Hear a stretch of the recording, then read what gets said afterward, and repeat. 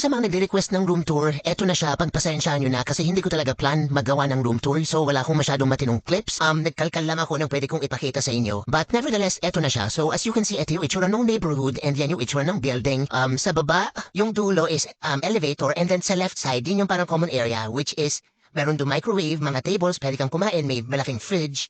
And then we're on the 5th floor at eto nga yung unit namin nasa dulo. Pagpasok mo ng unit, so yan yung entrance, diba? Left side is merong washing machine. So here, pwede ka maglaba. Pwede ka magbaon ng sachet ng mga laundry detergent.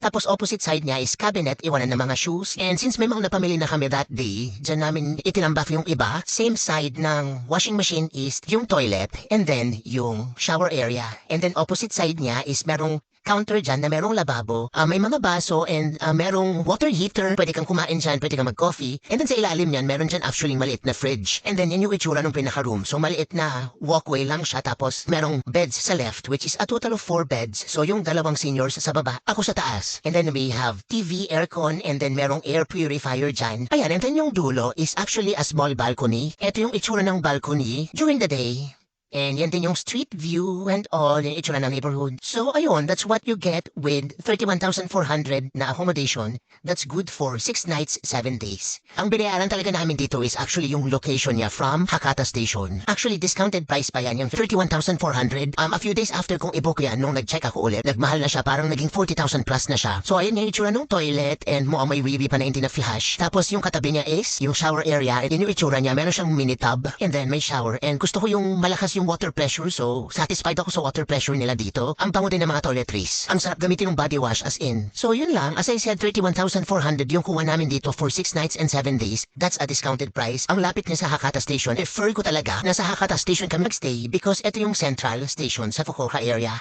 If you are on a tighter budget, look for accommodation sa Tenjin area. Umanap kayo ng accommodation na malapit sa Tenjin Station. Yung Tenjin Station is parang starting point nyo rin from anywhere na pupuntahan nyo. Ayun lang. So yun lang for our room tour. Thank you for watching.